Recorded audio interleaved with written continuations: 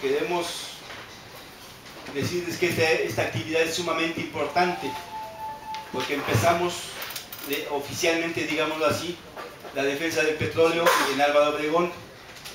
Después de este taller tenemos que ponernos las pilas y empezar a programar la defensa del petróleo desde nuestros hogares, desde donde estemos presentes en cualquier ámbito de la vida social.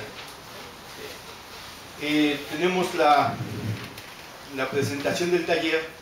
En este caso iba a ser por Eduardo Cervantes, compañero presidente estatal. No se encuentra en este momento puesto que tiene una asamblea en Xochimilco y pues obviamente tiene que atenderla. El compañero Javier Carrillo es del Comité de Estudios de Energía 60. Él nos podrá explicar un poquito más. 60 son los... perdón. Entonces, él ahorita nos explicará un poquito más su actividad. Tenemos un tercer punto que se llama mesa de trabajo. Tenemos una guía ahí en las manos, el cual tenemos que dar de lectura. Tendremos que hacer una mesa de trabajo durante 45 minutos. También tenemos una relatoría de mesas plenaria, es decir, después de la separación de mesas, es una plenaria de 30 minutos. Tenemos conclusiones y acuerdos 15 minutos. Y posteriormente tendremos exposición de tareas de mesa, de tareas de Morena para la defensa del petróleo, 15 minutos. Aparentemente es una actividad corta, concisa.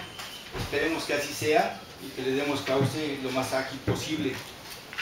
Estamos esperando al compañero secretario de Formación Política, Arturo Chávez, que esperemos que no tarde mucho en llegar.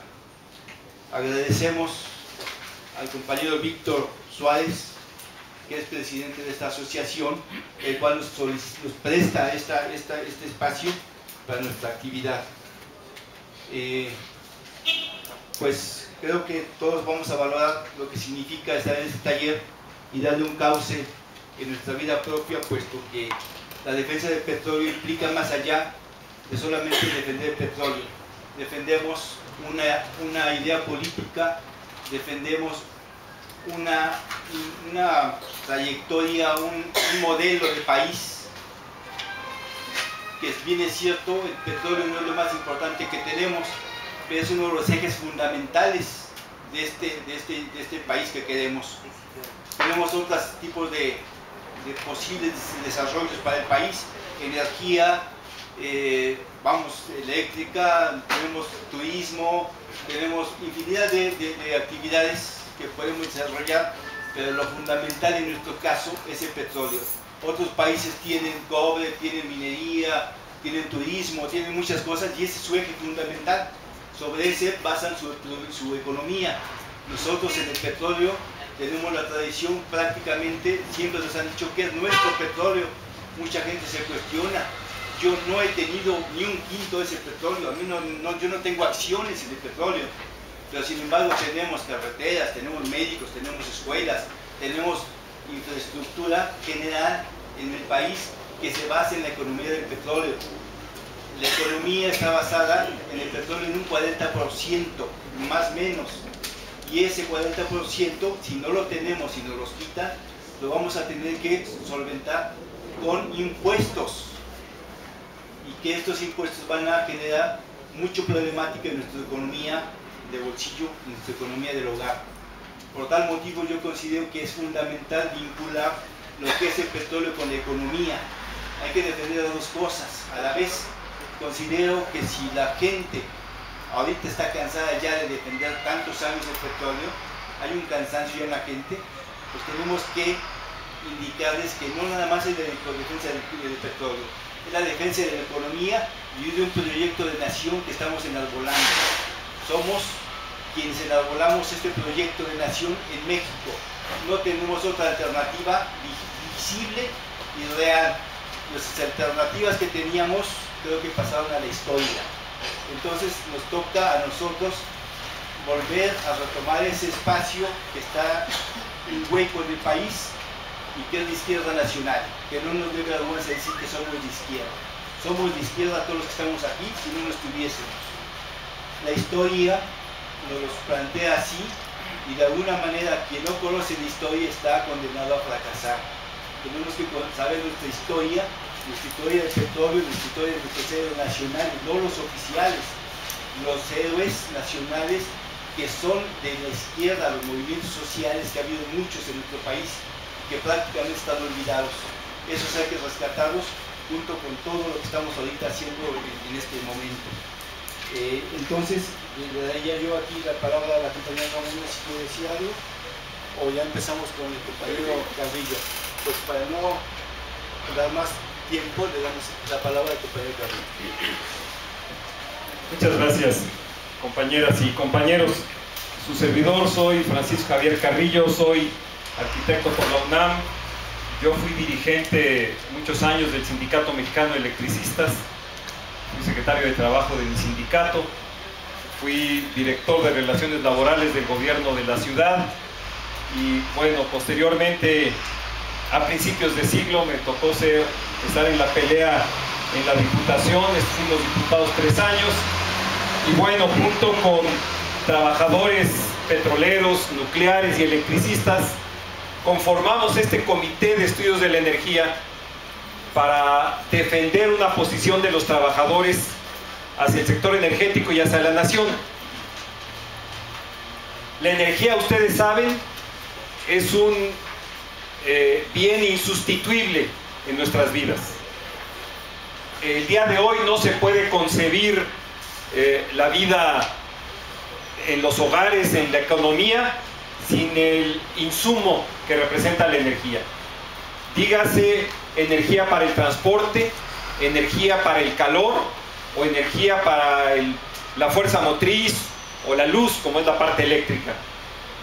Y en nuestro país, el aspecto energético ha sido una parte importante de nuestra historia como sociedad. Es muy importante un poco aquí retomar lo que decía nuestro compañero. No es un tema de cansarnos o no cansarnos, o ser o no machacones en un tema, sino de que Morena tenga la capacidad de distinguir cuáles son los temas importantes para la nación, a pesar de que los medios están ya desplegando toda una ofensiva para descalificar la opinión de la izquierda y de dogmáticos, de bueno, hasta conservadores, ahora nos dice el PAN, hasta el PAN nos llama conservadores. Vamos a ver quién habla de conservadurismo en sus propuestas. Y nos dicen que ellos sí son audaces, que ellos sí se van a atrever a dar el paso, ¿verdad? Y que debemos animarnos a abrir el sector energético para que por fin pueda llegar la inversión y para que de esta manera el país se desarrolle, tenga empleos, y esta va a ser la batalla mediática con la cual nos vamos a enfrentar nosotros. Y nosotros tenemos sí la responsabilidad de hacer un esfuerzo por entender qué representa esto del petróleo, de la electricidad en el desarrollo de nuestro país. Ya lo mencionaba también nuestro compañero, el último año, 2012, el aporte de Petróleos Mexicanos al presupuesto nacional fue de más de 900,000 millones de pesos. Representa cerca del 40% del presupuesto de la Federación. Un presupuesto con el cual efectivamente se tiene que financiar una gran cantidad de temas, desde la salud, la educación, las pensiones, el mantenimiento de las carreteras federales, en fin, toda la infraestructura a la cual tenemos derecho por el modelo de desarrollo que hemos decidido tener en este país. Y de allí que el tema petrolero se vuelva un tema fundamental en la disputa por la nación. hay una gran cantidad de dinero detrás del tema petrolero. Y por lo mismo yo solo quiero que retomáramos un poco los elementos históricos. Voy a empezar por ahí. ¿Qué ha representado el tema petrolero en la historia de nuestro país? Déjenme quitarme la chamarra porque el solecito está suficientemente bueno. Así es. México tiene tradición de chapopoteras. Toda la costa del Golfo estuvo lleno de chapopoteras y bueno, hasta los restos olmecas, hay restos de uso del chapopote en barcas, en construcción, en muchas cosas. Y estas chapopoteras fueron descubiertas por un geólogo mexicano junto con unos interesados productores norteamericanos en la zona del Ébano, en San Luis Potosí, en los limítrofes, en la Huasteca, de San Luis Potosí, de Veracruz, de Tamaulipas. Esta es una zona de grandes reservas petroleras y es la zona que Porfirio Díaz concesiona ya en aquellos años, desde 1899 y 1900, le concesiona a los norteamericanos que inicien la explotación comercial del petróleo mexicano. Y ya para el año de 1904 se abre ya un primer pozo petrolero con 1.500 barriles diarios. Y ya para 1906, 1907 llegan otros dos norteamericanos, un tal W.D. Pearson y Edward Doheny, del cual voy a hacer alguna referencia que todos vamos a tener muy presente, y sacan también de Porfirio Díaz concesiones para la explotación petrolera. De tal manera que para los fines del porfiriato, México ya contaba en sus tierras con 2 o 3 o 4 empresas norteamericanas que explotaban fuertemente el petróleo. En 1909 llega otro hombre que es Frederick Starr Pearson a fundar la compañía petrolera El Águila, que era la dueña de la refinería de Azcapotzalco, por darles una idea. Era la dueña de la Mexican Light and Power, la que surtía de electricidad también a la Ciudad de México, la que construyó la planta de Necaxa. Él fue quien hizo la modernización del puerto de Veracruz. Él fue un consentido del porfiriato, Frederick Starr Pearson. Y de esta manera se consolidan dos grandes empresas, El Águila y la Huasteca. Son las dos grandes empresas petroleras extranjeras que se dedican a explotar el petróleo mexicano. Realmente en condiciones verdaderamente de regalo para los extranjeros. Y hay un primer elemento que queremos destacar. En febrero de este año conmemoramos, muchos deben de acordarse ustedes, la decena trágica. Esta decena trágica fue provocada básicamente por el renacimiento de las fuerzas porfiristas, pero aliadas, ustedes lo saben, con el embajador norteamericano, un tal señor Henry Lane Wilson,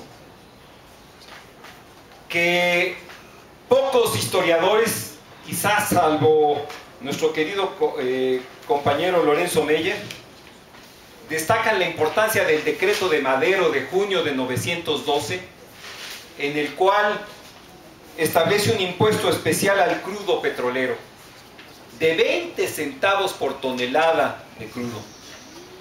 Se atrevió a cobrarles 20 centavos por tonelada de petróleo extraído de suelo mexicano. Esto fue en junio de 912. A raíz de este impuesto empieza el activismo de Henry Lane Wilson con Victoriano Huerta para acelerar la caída de Francisco I. Madero. ¿Qué importa de estos datos? Importa de estos datos que el interés de estas empresas por controlar las reservas petroleras no les ha significado ninguna medida para intervenir en la vida política de los países. Y aquí en México, ahí pagamos una primera factura muy dolorosa, porque ustedes saben, con la decena trágica de 913 de febrero de 1913, se frustra el cambio democrático, la transición democrática del porfirismo a un nuevo régimen, se derroca y se da un golpe de Estado y se asesina a Madero y a Pino Suárez, y se desata la Revolución Mexicana con millones de muertos para nuestra población.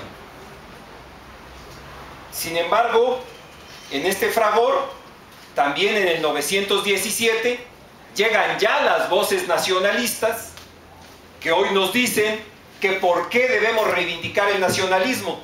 Son muy curiosos ahora los priistas y los panistas. Ellos entienden el nacionalismo en Estados Unidos, entienden el nacionalismo en Rusia, entienden el nacionalismo en China, entienden que los chinos defiendan a los chinos, que los gringos defiendan a los gringos, que los europeos defiendan a los europeos, pero no entienden que los mexicanos defendamos a los mexicanos, ¿verdad? Para ellos el nacionalismo mexicano es disfuncional, porque ellos no sirven al interés nacional, y se los voy a demostrar. De esta manera surge un artículo fundamental de nuestra Constitución, que es el 27 constitucional. Quien lo redacta es un general maravilloso, de gran memoria para los mexicanos, que es Francisco J. Múgica. Él es el redactor del artículo 27, donde para contrarrestar todo ese proyecto que no había logrado los liberales desmontar y que Porfirio Díaz volvió a imponer, de los grandes hacendados y de las grandes explotaciones mineras y de la gran explotación extranjera sobre suelo mexicano, la gran reivindicación de los mexicanos llega con el 27 constitucional. Y de allí la redacción original de este 27, que nos dice: la propiedad de las tierras y aguas comprendidas dentro de los límites del territorio nacional corresponde originariamente a la nación, la cual ha tenido y tiene el derecho de transmitir el dominio de ellas a los particulares, constituyendo la propiedad privada, y esta no podrá ser expropiada sino por causa de utilidad pública y mediante indemnización. La nación tendrá en todo tiempo el derecho de imponer a la propiedad privada las modalidades que dicte el interés público. Este es un principio fundacional de nuestro país. Aquí no nos fundamos sobre el principio de que la propiedad privada es un derecho sacrosanto, natural, sino que está por encima el interés público y social. Y que concedemos, y que es importante la propiedad privada, pero preservando el interés nacional y privilegiando el interés público. Este es un principio que ha fundado a nuestro país. De allí el interés de los herederos de Iturbide, de los herederos de Maximiliano, de los herederos de Yves Limantour, que ellos son ahora los que están hablando por boca de Peña Nieto y por boca de Gustavo Madero, de desmontar este principio que se estableció en el 27 constitucional y que permitió refundar al país, restablecer otro proyecto social. Sin embargo, a pesar de que existía el 27 constitucional, bueno, se seguía explotando el petróleo. Y Estados Unidos se empeñaba en no reconocer los gobiernos emanados de la revolución. Y llegamos al año de 23 y México es ya el segundo productor mundial de petróleo. Para el año de 23, México ya producía más de 500,000 de barriles diarios. Si ustedes toman el dato que el día de hoy producimos 2,5 millones de barriles, prácticamente 90 años después, producir 500,000 en aquellos años era un mundo de petróleo. Y México era el segundo gran productor mundial de petróleo. Y los norteamericanos se empeñaban en no reconocer al gobierno de Obregón. Obregón, preocupado por esto, le plantea a los Estados Unidos y a los acreedores, a los demás gobiernos acreedores, pues que qué condiciones pedían para reconocer al gobierno mexicano. Y algunos de ustedes han de acordarse de un tema por ahí que se llaman los tratados de Bucareli. Estos tratados de Bucareli, que firma Álvaro Obregón en 1923, plantean el interés de los norteamericanos de que no se reconociera el artículo 27 en materia petrolera. Y dice, entre el primer punto que plantean los norteamericanos para reconocer a Obregón, que son 3 condiciones. Primero, especificar que el artículo 127 constitucional, que se defina en qué condiciones quedaría la industria petrolera y las propiedades agrícolas de los extranjeros. Y entonces Obregón ordena a la Suprema Corte, y la Suprema Corte dictamina y concede que el artículo 27 no será retroactivo en materia petrolera. Es decir, nos doblaron las manos en 1923 para poder reconocer a los norteamericanos. La condición era que no se aplicara el 27 constitucional en materia petrolera y que ellos tuvieran la garantía de la explotación del petróleo. Por supuesto que les interesaba, era su plena época de expansión industrial de los norteamericanos, de los ingleses y de estas grandes potencias industriales. Así llegamos al régimen de Cárdenas, un régimen tan odiado por los panistas. Hay que recordar que el PAN se funda en el 39 como respuesta a la nacionalización petrolera, como respuesta a la amenaza comunista que ellos llamaban, que representaba Cárdenas, ¿verdad? Y de ahí que no nos deban extrañar que la propuesta del PAN responda a su origen, a su fundación. Si lo que nos debe de extrañar es que haya el PRD hecho alianzas con estos hombres, ¿no? Esto es lo que sí nos debe de extrañar, porque a Zambrano todo le debería de extrañar, menos que esa es la propuesta del PAN. Ellos están atendiendo a su origen, a su naturaleza, ni más ni menos. Ellos en ese sentido, hay que reconocerlo, no engañan a nadie. Son congruentes con su historia. Ellos, sus antecesores trajeron a Maximiliano, sus antecesores apoyaron a Porfirio Díaz, sus antecesores repudiaron los avances de la Revolución Mexicana, y el PAN es congruente con representar el pensamiento de la derecha y del conservadurismo mexicano. Y nosotros tenemos la obligación de cubrir ese vacío que se está generando en la conciencia del pueblo. ¿Quién va a reclamar a favor de esta historia que hemos construido los mexicanos? Y bueno, por eso retomo la importancia del régimen cardenista. Para nosotros, en Morena, recordar la importancia de este régimen tiene una importancia trascendental en la conciencia de nosotros y de nuestros hijos, a quienes se les quiere borrar esta conciencia nacional y este sentido de pertenencia a un país que sí tiene y ha tenido proyecto. ¿Qué decide Cárdenas cuando llega al gobierno en el 34? Él observa que el régimen callista, que ocupó prácticamente 10 años, porque ya saben que fue Calles y sus títeres, ¿no?, quienes gobernaron el país durante esos 10 años, fue un gobierno muy patronal.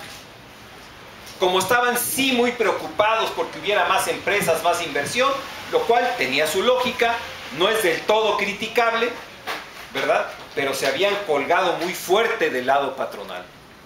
Se estaba reprimiendo mucho a los trabajadores y los esfuerzos de sindicalización.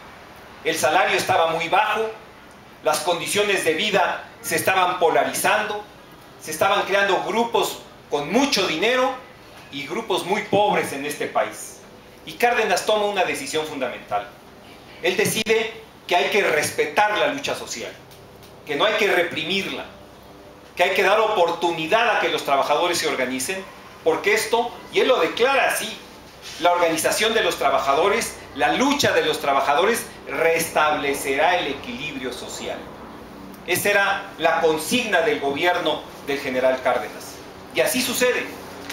Este sexenio es el sexenio de los grandes sindicatos de industria, de los ferrocarrileros, de los mineros, de los petroleros, de los electricistas. Años en que las conquistas sociales toman gran auge, y no es extraño entonces que para el año de 35 a un año de que esta decisión de Cárdenas empezaba a darse en el país, Plutarco Elías Calles hace declaraciones en contra del derecho de huelga. Un expresidente tipo Fox, ¿no? Así, al mismo estilo. El payaso este, qué bárbaro, ya no sabe uno si tomarlo en serio o reírse de él, ¿no? O reírse de él, porque ya tomarlo en serio no es posible. Bueno, Calles igualmente declara en contra del derecho de huelga. Calles dice que se debe reprimir a los trabajadores, que se está sembrando mucha agitación, y bueno, los trabajadores no se quedan callados. Se funda el Comité de Defensa Proletaria, se funda una CTM combativa muy distinta a la CTM de hoy, ¿verdad? Los electricistas en el 36, en julio de 36, nuestro SME se lanza a la huelga contra la Mexican Light and Power, logra un contrato colectivo muy importante, y en el año de 37, bueno, en el año de 35 se funda el sindicato petrolero. Después de vivir a este tipo que les di yo el nombre, Edward Doheny. Ustedes han visto La Rosa Blanca, ¿no? Sí. Bueno, el personaje de La Rosa Blanca se inspiró en Edward Doheny, el dueño de la Huasteca Petroleum Company. Y no es mucha imaginación lo que ahí se narra. Es estrictamente, esa era estrictamente la forma de actuar de los concesionarios petroleros en nuestro país. Y Doheny es ese gringuito que vivía en Los Ángeles, ¿verdad? Y que no les importaba. Él tenía problemas legales en Estados Unidos por fraude. Y aquí en México pues debió vidas, pagaba guardias blancas. En fin, Cárdenas inclusive fue jefe de la zona militar donde estaba la Huasteca. Él vio de cerca este tipo de atrocidades. La sensibilidad social de Cárdenas se explica en mucho del hecho de que él haya vivido cerca combatiendo a los guardias blancas de las empresas petroleras, ¿verdad? Él no era un hombre elitista. Bueno, viene, digo, la fundación del sindicato petrolero en el 35, un sindicato combativo, no lo que ahora tenemos, ¿verdad? Y en el año del 37 declara una huelga de 12 días que obviamente paraliza al país, y que Cárdenas le pide a los trabajadores que suspendan la huelga a cambio de él ser el mediador en el conflicto.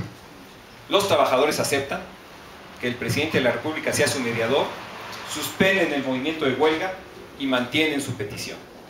Se requieren otros 26 millones de pesos para que los extranjeros paguen una serie de prestaciones, servicio médico, seguridad social, y salario a los trabajadores. Ustedes recuerdan, Cárdenas le pide a Jesús Silva Herzog, el bueno, ¿verdad? El papá, ¿verdad? A que haga la investigación de los libros de las empresas extranjeras, para que analice, ¿verdad?, la capacidad de estos extranjeros en pagar este reclamo de los trabajadores. Se habla por ahí de que hasta hizo 2 o 3 viajes ahí medio clandestinos a Inglaterra y a otros países para revisar los libros que aquí en México no aparecían, y le trae un estudio maravilloso al general y le dice: pueden pagar los 26 millones de pesos, no les representa mayor problema. De esta manera, la Suprema Corte condena a los patrones a pagar a los trabajadores y resolver así el conflicto obrero-patronal.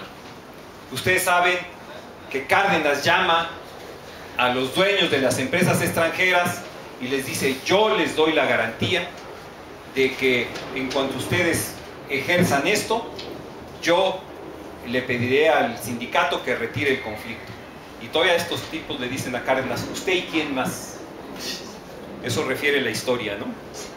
O sea, lo retaron al general. La soberbia de estos tipos no tenía nombre. Nunca creyeron que el general tenía los tamaños de hacer lo que hizo. Y bueno, el 18 de marzo, frente a la sublevación de la patronal extranjera contra la Suprema Corte de la Nación, ¿verdad?, dictamina y decreta la expropiación petrolera. Obviamente generando una ola de apoyo y de euforia popular que todos tenemos presente en la memoria y no nos han podido arrancar del corazón y de la memoria de los mexicanos. No nos la han podido arrancar y no nos la van a arrancar a pesar de los esfuerzos de Televisa y de TV Azteca y demás voceros que están tratando de adormecer el corazón de los mexicanos con unos discursitos que ahorita vamos a tratar de analizar y espero que tengamos el tiempo para esto. Ya llevo 20 minutos y voy a tratar de ni siquiera ocupar la hora, pero que sí nos queden algunas ideas muy valiosas a nosotros para ir a difundir esto. Yo me siento hablando con compañeros y compañeras conscientes que sabemos que vamos a difundir estas ideas desde la sobremesa, desde la pecera, desde el metro, desde el centro de trabajo, desde todos los medios donde nos movemos, porque esta convicción hay un escenario de debate nacional que nosotros vamos a hacer una parte muy importante en el debate nacional. Morena va a llenar ese espacio de una manera muy importante. Bueno, después de esta expropiación, obviamente ellos se sentaron tranquilos porque nunca creyeron que México pudiera sacar adelante la explotación petrolera. Nunca. Ellos estaban convencidos que a los 15 días, un mes, les íbamos a ir a rogar que regresaran, que por favor, que los necesitábamos. Y miren, la enjundia, la determinación de los trabajadores petroleros. Nos platican los viejos amigos petroleros que conocemos, muchos de ellos hijos de estos fundadores de Pemex, que ustedes saben que en la zona del Golfo hay maderas muy duras. Bueno, hacían tornillos, tuercas y repuestos con esas maderas duras, porque no tenían otra. Les duraban un mes, 2 meses y las tenían que reponer de inmediato, no importaba. La cosa es que las máquinas caminaran, que se montaban en las guías directamente los trabajadores para orientar el barreno que iba a perforar la tierra, arriesgando su propia integridad. Es decir, actos verdaderamente heroicos de los trabajadores mexicanos, porque el acto del general había sido un acto absolutamente legítimo y representativo del interés de los mexicanos. Cuando esas cosas hace un liderazgo, este pueblo ha respondido de una manera maravillosa. Esa es otra enseñanza que tenemos los mexicanos. Sí tenemos una gran desconfianza de los gobiernos en general, porque los liderazgos que hemos tenido han sido liderazgos indecentes, por decirlo de la manera más decente, ¿verdad? Han sido liderazgos verdaderamente indecentes, verdaderamente indeseables. Cuando sacan los trapitos de Fox y de su mujer, ¿no?, y de sus hijos, ustedes no han leído los libros de Jesús Cervantes o de Ana Lilia, cómprenlos aquí en Sanborns, ahí luego todavía están, para que vean los fraudes de los hijos de Fox en Pemex, vean los fraudes de los panistas en Pemex, vean qué es lo que están defendiendo estos señores con su propuesta. Por eso, ante esa falta de decencia de los liderazgos nacionales, ¿verdad?, es que estamos muchas veces fastidiados, dicho entre comillas, de la política, los mexicanos. Pero pues Morena tiene un gran patrimonio que es su liderazgo creíble. Andrés tendrá muchos defectos, menos no ser patriota, menos no ser honesto y menos no ser congruente con lo que dice, ¿verdad? Fuera de ahí, claro que tiene defectos como ustedes y como yo, y se los critican hasta cómo mira o cómo respira, ¿verdad? Hasta cómo se peina le falta que le critiquen. Pero el sentido patriótico, el sentido de no corrupción y de sentido de congruencia con su palabra, ese es algo que es un gran patrimonio que tenemos que seguir, vamos a decir, explotando a favor de la nación. Bueno, de aquí se desata, después de la nacionalización, hay otros hechos muy importantes. Se crea el Instituto Politécnico Nacional. El Instituto Politécnico se crea justamente, entre otras cosas, para darle soporte a estas decisiones. Y entonces del Politécnico y de la UNAM surgen grandes técnicos y tecnólogos, ¿verdad?, para operar petróleos mexicanos. En el 37 se crea la Comisión Federal de Electricidad, ¿verdad? Porque los extranjeros ya no querían invertir en plantas de generación. Entonces CFE empieza a invertir en plantas de generación. Y ahí está Valle de Bravo, las plantas de Iztapantongo. Son las primeras desarrollos hidroeléctricos del general Cárdenas en Comisión Federal de Electricidad. Ahora es más conocido como centro turístico que como historia energética nacional. Bueno, y se viene una etapa que yo le digo a mis amigos priistas, porque pues tengo amigos priistas como todos ustedes, tengo un hermano priista, ¿verdad? Y les digo, oye, ustedes no se dan cuenta que esos 40 años de crecimiento que tuvo el país, del 40 hasta el 80, donde crecimos a más del 6%, donde mi padre, ¿verdad?, le tocó acabar su carrera en la UNAM, y él nos lo decía, yo acabé la carrera sin comprar un solo libro, pero porque existía la UNAM, me podía meter ahí todo el día a la biblioteca a acabar mi carrera, ¿verdad? Y pudo